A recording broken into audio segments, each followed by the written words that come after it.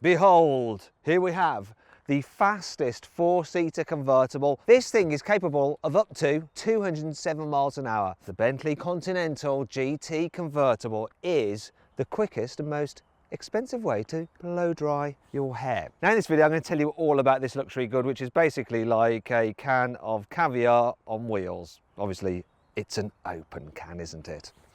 Ha ha ha ha ha. Now I'm going to have to start this video by talking about something rather vulgar. No, not that, I'm talking about price. You see, this thing starts from £169,000. That's for this V8 version. If you want the W12, that kicks off at £182,000. Let's talk about engines. So that W12 has a 6-litre, 12-cylinder twin turbo with 635 horsepower and 900 newton meters of torque. That can do 0 to 60 in 3.7 seconds and has a top speed of 207 miles an hour. This is the V8 version, so this has a 4-litre twin turbo V8. It's got 550 horsepower and 770 newton meters of torque, and its top speed is just 198 miles an hour. I mean, oh God, that's just so crap. It's jokes. British sarcasm. It's a British car. Bentley says this V8 version of the Continental convertible should be able to do 0 to 60 in 4 seconds. Now the engine is actually from Porsche, and so is the gearbox. It's an 8-speed dual clutch with launch control, so it should get close to those numbers, but I'll be finding out myself with this, my specialist timing gear. So let's do it. Got the car in its sports mode for the gearbox and the engine, so let's do it. Left foot on the brake, floor the throttle, hold the revs, and now I'm going to release the brake. Here we go. Woohoo! This seems just rude. That's well past 60. Not 60, 3.8 seconds. It's incredible. And the W12 is going to be even quicker. Ladies and gentlemen, I'd like to introduce you to the largest brakes fitted as standard to a production vehicle. So you've got 420mm discs at the front, 380 at the back. You've got 10 pistons in those calipers. There's 4 pistons at the rear, and the brakes at the front have a 2-metal design. So the central hub is aluminium. That helps keep the weight down, but of course you've got an iron disc. It's plenty of stopping power, but you need it with something this heavy and this quick. Now let's see just how good these brakes are at stopping this car, which comes in at almost 2.5 tons. So once again, I'm going to use my specialist timing gear. I'm going to do a brake test from 70 miles an hour, see how long it takes to stop. When I reach the cone that's lying down, I'm going to do a full emergency stop. The one after it is actually 50 meters away. Hopefully I'll stop before then, but who knows, might not be able to. Let's find out. Here we go. I'm going to left foot brake it. Here's the 70, here we go.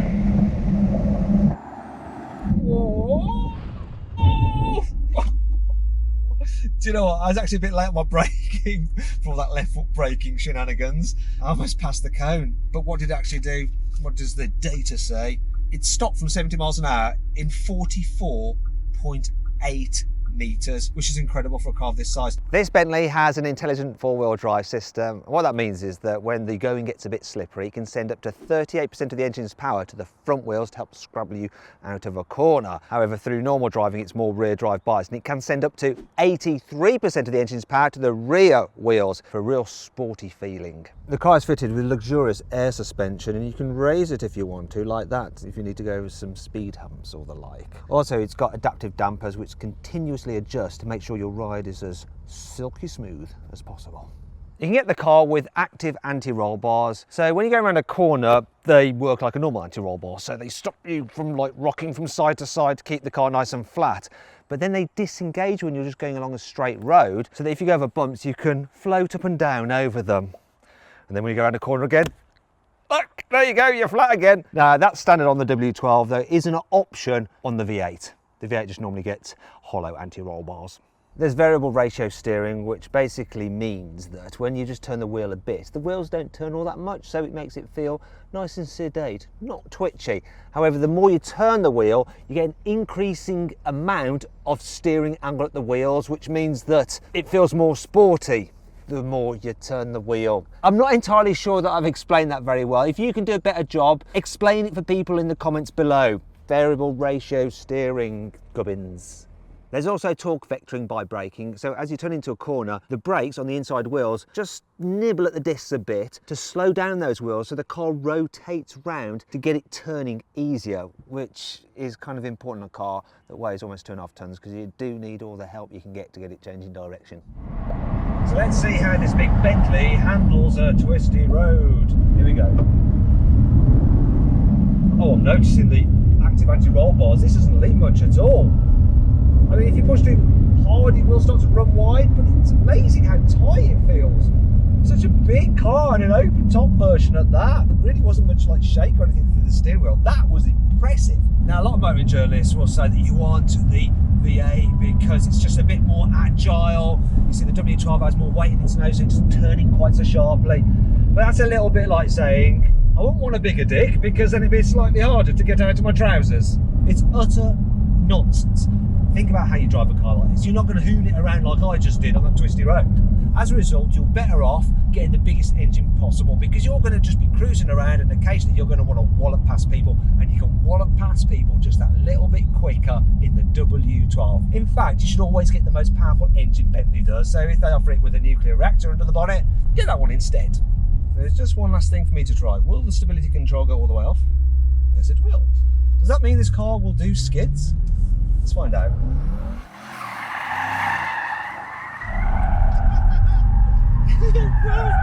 This is silly.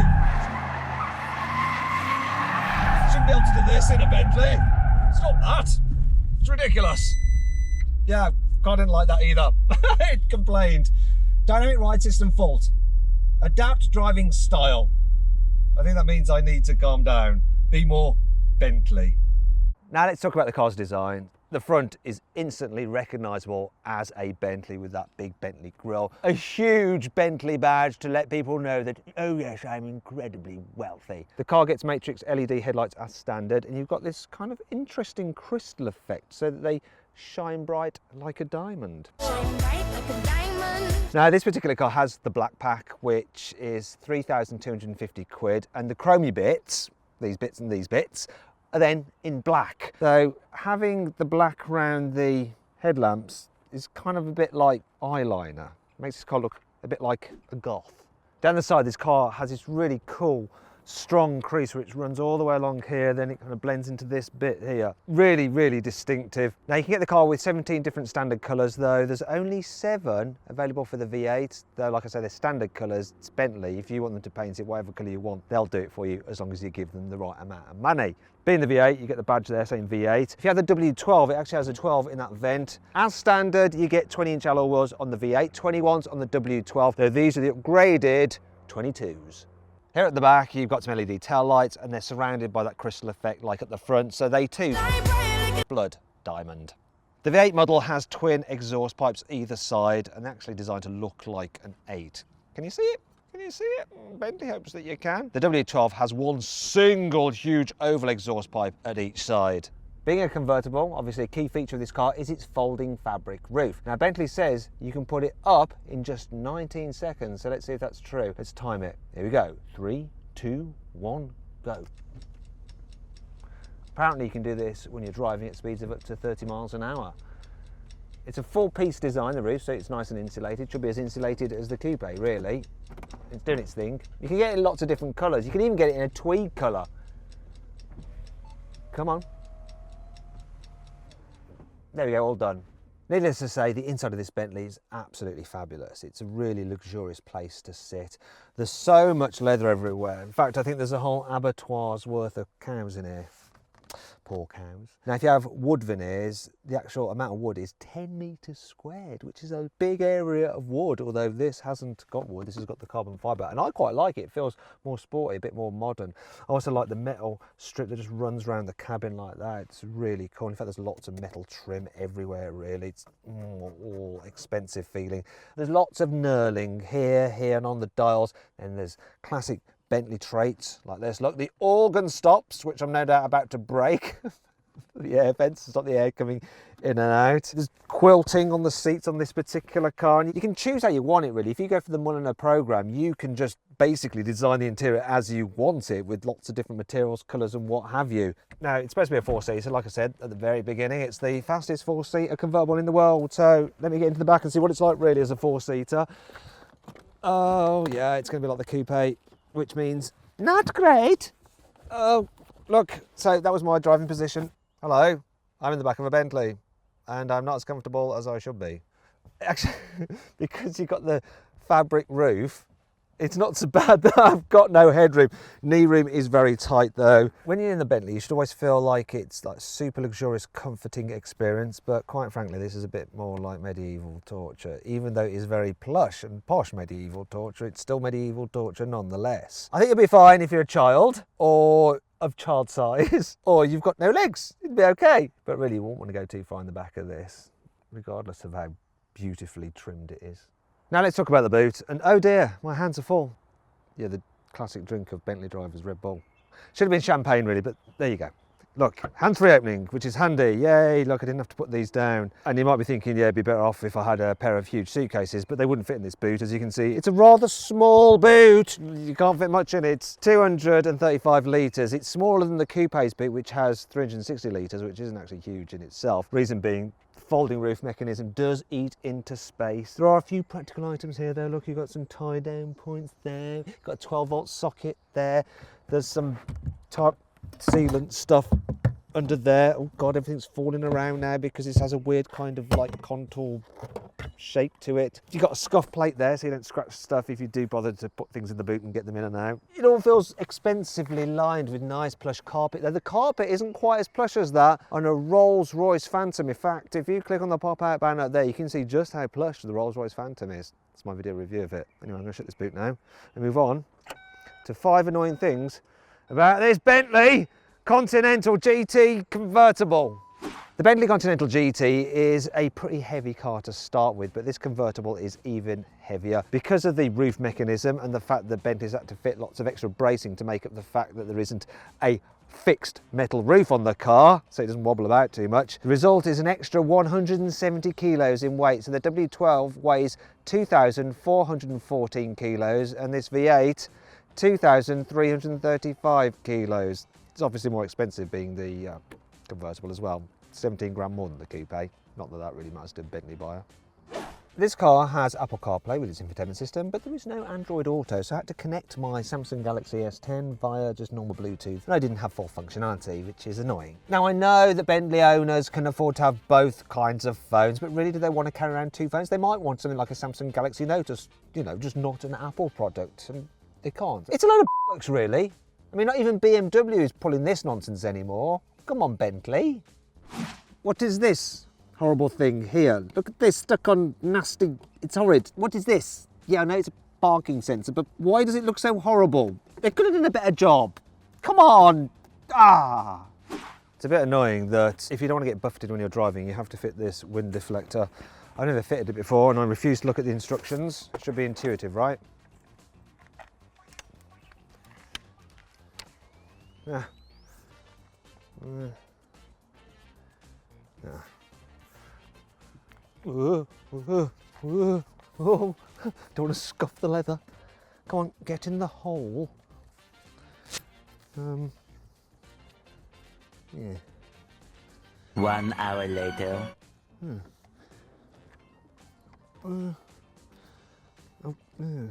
2 hours later. There's probably a way.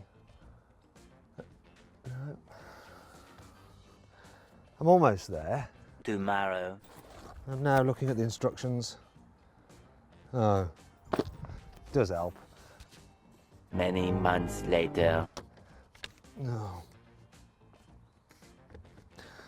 It's actually quite easy if you look at the instructions. Thing is though, look at that. It's just not in keeping with the rest of the car. And really, Bentley should send you a man along to fit it for you so you don't have to do it yourself. Come on. This car comes with a 20-gallon fuel tank, which is pretty large. Trouble is though, it's quite a thirsty vehicle. You'll be looking to average around 22 miles per gallon regardless of which engine you go for or how you drive. And that means that you've got a maximum range of around 460 miles between fill-ups, which means if you want to drive to the coast and back, you are at some point probably going to have to fill up with fuel and rub shoulders with just plebs. It's a bit annoying that the tank wasn't a bit larger so you could go further, maybe 600 miles, and that way you wouldn't have to fill up and you could just get your staff to do it when you return home. It's not all negative though. Here's 5 good things about this car. The air suspension system has 3 chambers, and as a result you have 60% more air volume in there than the air suspension on the old Bentley Continental GT convertible for an even more pillowy ride. So you can enjoy having the top down even when it's cold. As well as a heated seat, you have heated armrests and a nice little bit of hot air blown out of there to keep your neck warm. If you think that having a big digital display in the centre of your dash is not very Bentley-like, don't worry. For £4,800 you can get this rotating screen, so at the press of a button I can get rid of that and see some lovely, more old-fashioned dials. Now this unit has 40 different moving components in it, which might worry a little bit about reliability, but the tolerances are very high, apparently 0.5 of a millimetre, and if you look, this weave lines up exactly. Now if you don't like that, you can just get rid of it all and just have it pure. Like this. There we go. Lovely. Though, wait a minute, the weave doesn't quite match up this time. Is that within 0.5 of a millimetre? I'm not sure. Let's move on. A lot of cars have puddle lighting so that when you open the door it illuminates on the floor, a bit of branding for the car, but very few look as cool as the Bentley one. Now it's a bit light today so you can't see it, but you can just hear if I shut the door on the sill. Look at that lovely bit of Bentley lighting. Oh, luxury. If you buy this car you get some serious bragging rights to really bore your friends with. For instance, did you know that this car has 310,675 individual stitches in the interior, and if you were to lay out all the thread it would stretch for 2.8 kilometres. Now, each of these cars takes 100 hours to build and 970 people are involved in the build process. Then there's the electrical system, which is quite extensive. So there's 2,300 individual circuits in this car and 8 kilometres of wiring. And then there's the 92 individual ECUs fitted to the car to control all the technology, with over 100 million lines of software code written, which is 15 times more than you get in a Boeing 787 Dreamliner. Whew, yes, I'm all bragged out now. Ugh. The infotainment system on this car is taken from the Porsche Panamera, and it's generally pretty nice to use. One thing that is a bit annoying is that some of the icons are a bit fiddly and so hard to hit while you're driving. You can see they're quite small. You can do things like control the climate control through there as well, though thankfully you do have dials down here which are much easier to use while you're driving. And the sat nav is pretty good, and the screen reasonably responsive. It's okay, this. It's not my favourite system. I do think that the BMW iDrive is better, and if you click on the pop-out button up there you can watch my full in-depth video review of the BMW M8. I don't know why that headrest just did that, but it did. What I do really like though is the digital driver's display, which I think is more taken from an Audi, Porsche, all part of the same group. I like the way that the digital dials actually look like old-fashioned clocks, but you have so much more functionality, so you can look at like data, you can control your phone, Bluetooth audio, get sat nav, go for a wider screen view if you want. You also have interesting stuff like lap times, lap statistics, and this is really nice. You can change which side the rev counter and the speedo are on if you want to, or you can just flip them over like that. How cool is that? You can get the car with a really nice heads-up display. You can see it displayed here on my chest. It shows things like the current speed and directions from the satellite navigation, so you don't have to keep on looking down at the screen. There's plenty of connectivity in this car. For instance, the satellite navigation has a 4G connection. You can use it as a mobile hotspot for your mobile devices. If you need to charge those devices, then under here you have a 12-volt socket. There's 2 USBs as well, and wireless charging, and the people in the back have a 12-volt socket and a USB as well. You can also get a night vision system. So yeah, let's have a rave in the dark. Yeah. Oh, I can't dance. Let's move on to talk about in-car practicality, because storage in here is actually pretty good. So you've got 2 big cup holders here, plenty of room for your factor 50, ideally if you've got wrinkly old skin like me. There's some more storage here. A big glove box which is lined with a felt-like material to increase the premium feel. There's a little storage area here as well where you can forget where you left your keys and End up looking for them for ages. Big door bins, plenty of room in those. Look there, you can fit your bottle in there. There's a couple of cup holders there as well, and Isofix anchor points, which will be fine for a normal baby seat, but a larger rear facing one won't fit. They're probably not going to be your kids, they'll be your grandkids if you're driving a Bentley. And a little coat hook on the back of the headrest. Now if I just pop in, I just want to show you this one thing here. Look, when you get in, you've got a little seatbelt buckler. Hands your belt, so you don't have to do much reaching round. Then when you put that in, it goes away. Go away. See, it's gone. Being a Bentley, obviously this car comes with lots of standard equipment, but of course there's loads of options you can fit to it, such as this name sound system. So this has 18 speakers and 2,200 watts. Sounds amazing, but it does cost £6,600. Then there's a touring specification, which includes that night vision, the heads-up display and an adaptive cruise control system, £6,300. You can upgrade to the massage seats as well, £3,200, and they have, look, electrically operated headrests. Now another thing you can fit to this car, which this one has, is the Mulliner pack. So that includes this quilting, the embossed logo there, this diamond quilting effect here, the posh pedals. You also get a metal fuel filler cap and a metal oil filler cap. Now that pack costs £12,500, and if you add up the cost of this car plus all the options fitted to it, the list price of this exact vehicle I've got here is £215,000, which is quite a lot of money. Now let's see what this Bentley Continental GT convertible is like to drive as a daily. So for around town, even though it's huge, you can kind of tell where the corners of the car are. You get a good view out over the bonnet. What's not such a good view though is out that back window. It's not very deep.